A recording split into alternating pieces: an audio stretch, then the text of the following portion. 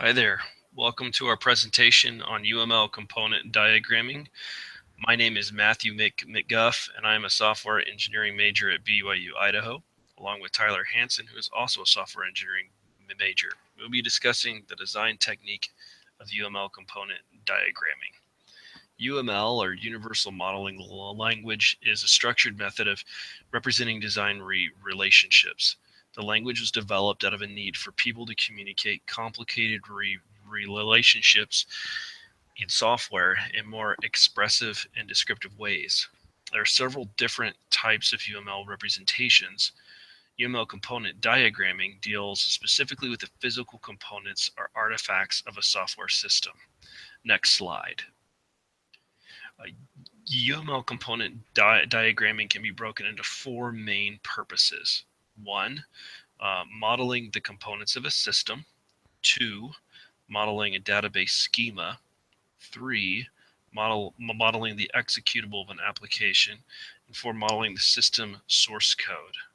Modeling component relationships, especially in enterprise level applications with thousands of lines of code or thousands of or hundreds of different tables and different relationships, is extremely difficult.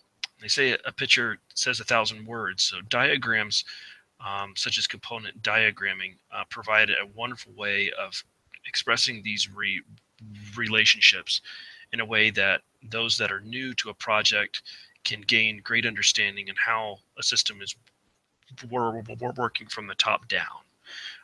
Let's take a look at an example of an application of UML diagramming in action. Next slide. Here we have a component diagram for a system that gets the latest Billboard top music statistics. The reporting tool in the middle makes a call to the Billboard service artifact through SOAP over HTTPS. That's represented by that dotted line. The collected data is then served from the reporting tool to the servlet API, and also sent to the Java Database Connectivity API, or JDBC for short. In this example, we see each component, and each component is comprised of subsystems that together have a relationship with another component, as illustrated by the dotted line. This helps us understand what role each part is playing in relation to the whole. Now we'll have Tyler explain to us some of the upsides and downsides of using this design technique. Next slide. All right. Now, with any real aspect of software development, there's going to be some upsides and downsides. Now, this one's actually a very useful tool to use when you make the diagram correctly.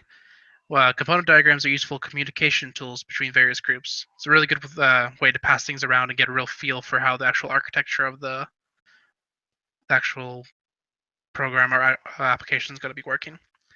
Now, the diagram offers natural format to begin modeling a solution. Component diagrams allow a developer to verify that a system's required functionality is being implemented by the components, thus ensuring the eventual system will actually be acceptable. This project can also be used to shown to key shareholders so they can get a real feel of where the actual planning stage is at. This can generally put shareholders at ease because it presents an early understanding of the overall system that is being built.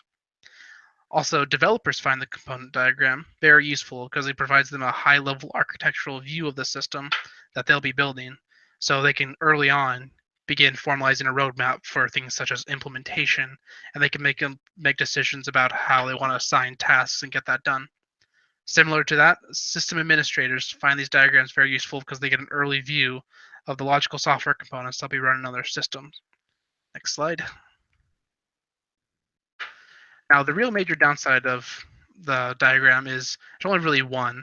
If it's done correctly, it's a very powerful tool. But if it's done incorrectly, then it can actually be more detrimental than helpful.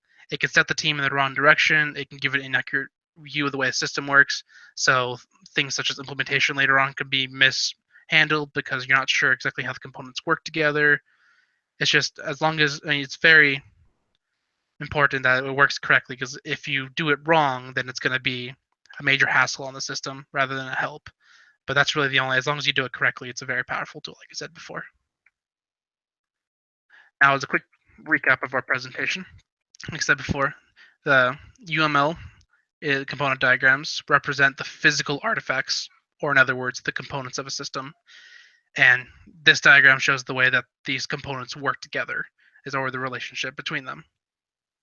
And when in the example earlier, you saw that the way that's notated is you have the actual name of the component, and then the components that it uses represented by a dotted line.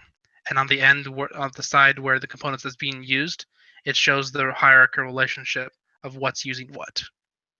Also, the four main purposes of this diagram is some levels of modeling. You model the components of the system, you model the database schema, model system source code, and you model the executables. That way it really keeps in hand. Like I said, later on when you get a really big project, it's really easy to get lost in it, where early on, if you have this good diagram set up, it's very easy to follow what works with what. It's a very powerful tool and it's really helpful to know between each other. All right, and so that has been our presentation. If you have any questions, here's actually some of our references. The first two were talking about actually UML component diagrams themselves, and the second one is also a little more into the UML part of it itself more than the diagram. And the last two are a couple images we used in our video. And if you have any other questions or you want to know anything more, feel free to let us know.